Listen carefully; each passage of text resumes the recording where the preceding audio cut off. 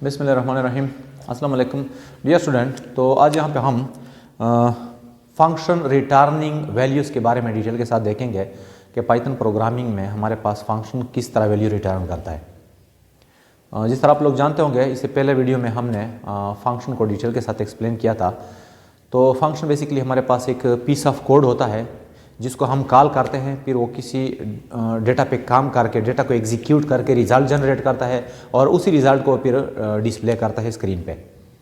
Function return का मतलब यह है कि जस्ट सपोज कर ले मेरे साथ जो साइड वाला रूम है इसमें कोई फंक्शन डिफाइन है, कोई फंक्शन पड़ा है, इसको मैंने यहाँ से कॉल किया।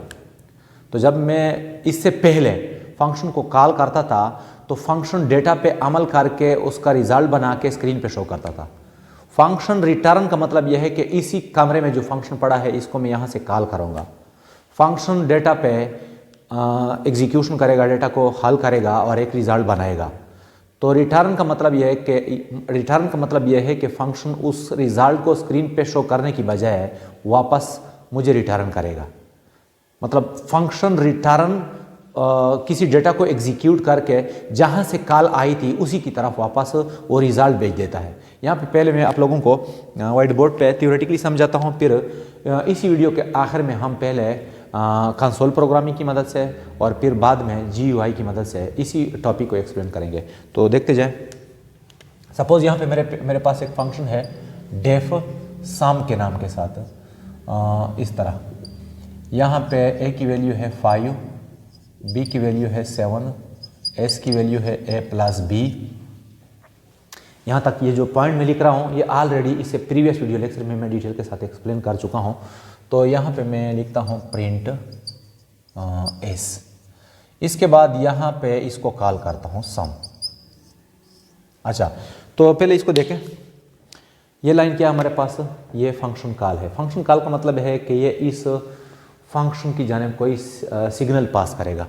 सिग्नल पास होने के बाद फंक्शन की बॉडी एग्जीक्यूट हो जाएगी। a की वैल्यू 5 हो जाएगी, b की वैल्यू 7 और s is equal to a+b, मतलब ये आपस में ऐड हो जाएंगे और रिजल्ट हमारे पास स्क्रीन पे शो होगा s।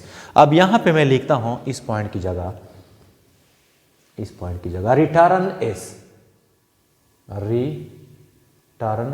s। रिटर्न s का क्या मतलब है?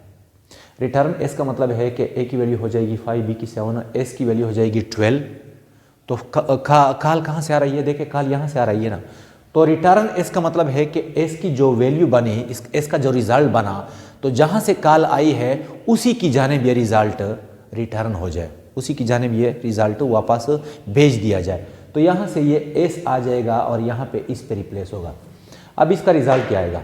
इसका रिजल्ट अभी फ़िलहाल हमें स्क्रीन पे कुछ भी दिखाई नहीं देगा। क्यों? क्योंकि यहाँ पे रिटर्न की सूरत में यहाँ पे हम एक और वेरिएबल यूज़ करेंगे x, या कोई दूसरा नाम भी आप दे सकते हैं इस तरह। रिटर्न s का मतलब है कि जहाँ से कॉल आई है उसकी जानिब s रिटर्न हो जाए। तो यहाँ पे हमारे पास रिप्लेस हो जाएगा s और s की वैल्यू स्टोर हो जाएगी किस चीज़ में? x में। इसके बाद यहाँ पे हम लिखेंगे प्रिंट और यहाँ पे x। ठीक, प्रिंट हमारे पास x और x में क्या पड़ा है? s वहाँ से रिटर्न हो रहा है। ये पॉइंट भी ज़रा नोट कर ले कि फंक्शन की जो डिफिनीशन वाला जो पहला स्टेटमेंट है हम थोड़ा लेफ्ट साइड पे लिखते हैं, उसकी बॉडी यहाँ पे लिखते हैं, फिर कॉल इसके साथ बिल्कुल मैच में लिखते हैं। थोड़ा सा मैंने यहाँ पे लिख लिया, लेकिन प्रैक्टिकली आप लोगों को फिर दोबारा एक्सप्लेन कर लूँगा। अच्छा, तो यह हमारे पास है फंक्शन रिटर्निंग वैल्यू। अगर हमारे पास फंक्शन में आर्गूमेंट्स हो तो फिर किस तरह होगा ये भी ज़रा देखें। यहाँ पे मैं 2 आर्गूमेंट लिखता हूँ, एक a और एक b। इस तरह देखते जाएं। अच्छा, अब इसी फंक्शन को मैं कॉल करता हूँ। तो इसी फंक्शन को कॉल करने के लिए हम यहाँ पे इस फंक्शन का नाम लिखेंगे इस डेफ के साथ, बिल्कुल यहाँ पे सम। और यहाँ पे मैं वैल्यू पास कर रहा हूँ 5 और 7। ये मैंने एक फंक्शन कॉल किया। कौन सा वाला फंक्शन? जिसके 2 आर्गूमेंट भी है। तो जब यहाँ पे 2 आर्गूमेंट होते हैं तो वैल्यू भी यहाँ से हम 2 ही पास करते हैं। तो यहाँ पे ये वाला स्टेटमेंट हमारे पास हो जाएगा रिटर्न और a+b। रिटर्न a+b का क्या मतलब है? पहले इसका क्या मतलब है? ये हमारे पास सिंपली फंक्शन कॉल है, यानी ये इस फंक्शन को कॉल कर रहा है और कॉल के दौरान क्या कर रहा है? 2 वैल्यू पास कर रहा है, एक 5 और दूसरा 7। तो 5 यहाँ पे आ जाएगा, 7 यहाँ पे।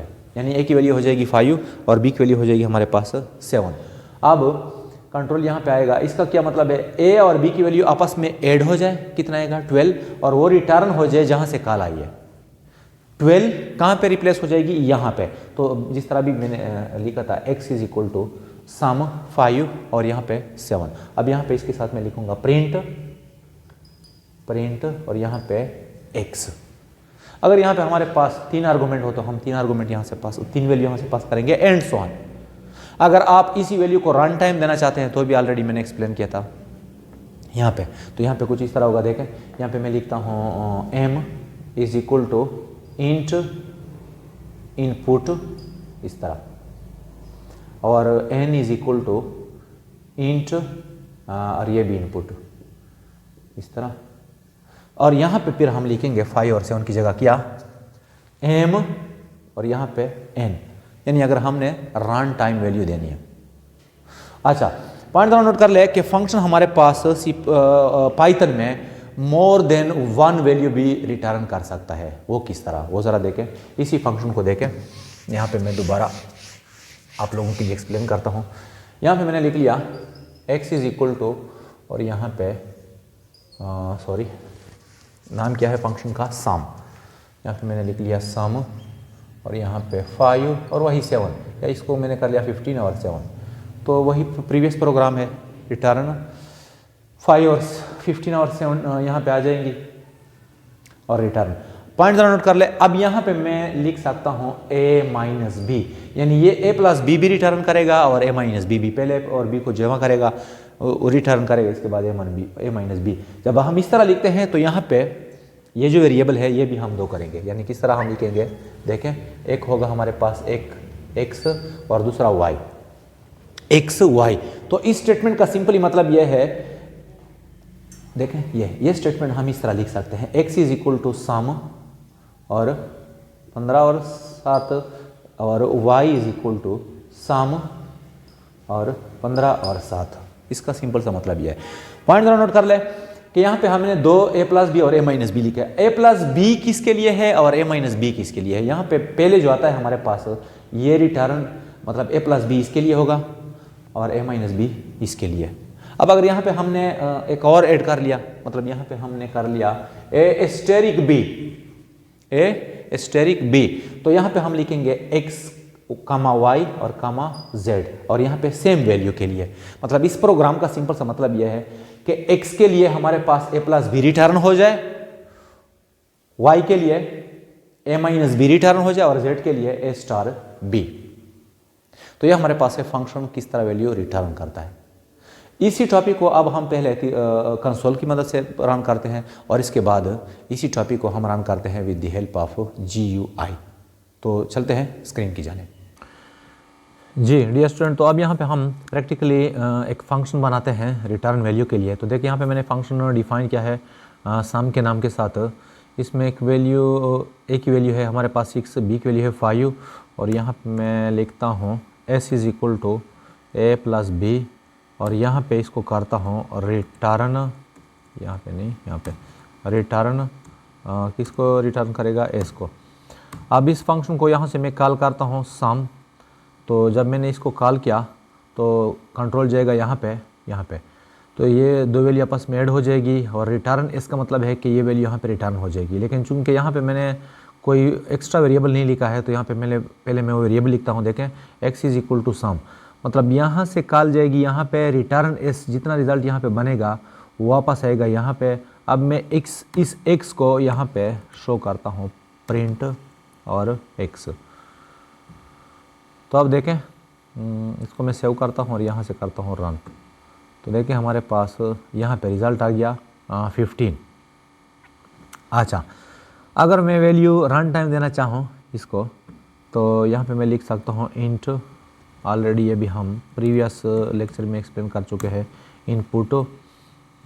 यहाँ पे मैं लिखता हूँ इंटर फर्स्ट वैल्यू, और यहाँ पे मैं लिखता हूँ इंट इनपुट और इंटर सेकेंड और वैल्यू। तो अब ज़रा दोबारा चेक कर लें। देखें इंटर फर्स्ट वैल्यू, यहाँ से कोई भी वैल्यू मैं इंटर करता हूँ 77, इंटर सेकंड वैल्यू 88। तो जब मैं इसको इंटर करता हूँ तो 165 आंसर हमारे पास आ गया।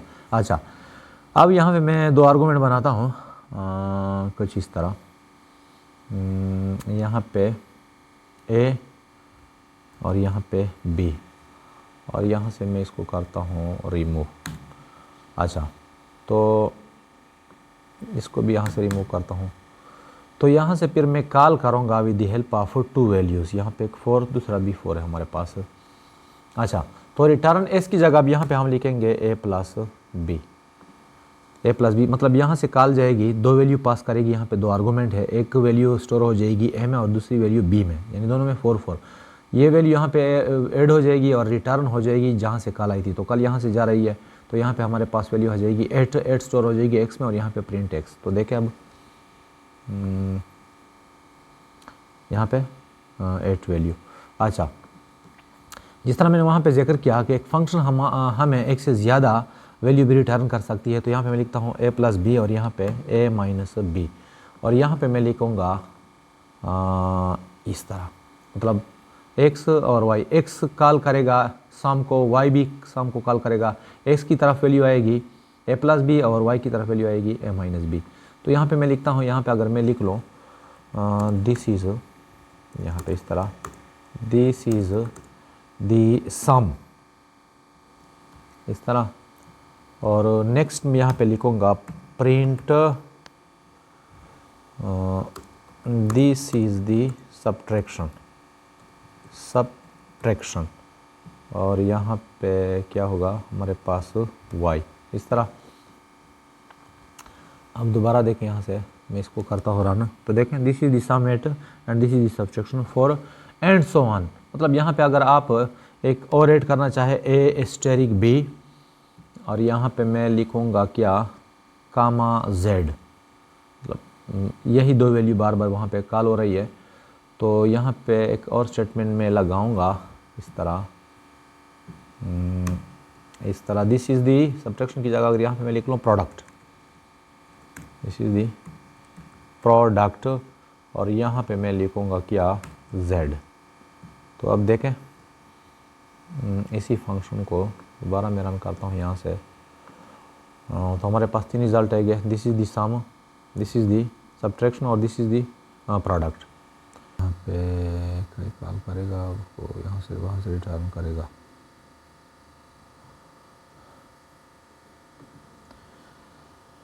जी डियर स्टूडेंट, तो आप लोगों ने यहाँ पे देखा फंक्शन हमें वैल्यू किस तरह रिटर्न करता है। उम्मीद है आपको आज की वीडियो भी पसंद आई होगी। तो मिलते हैं फिर नेक्स्ट वीडियो में, आज के लिए बस इतना ही। अल्लाह हाफ़िज़।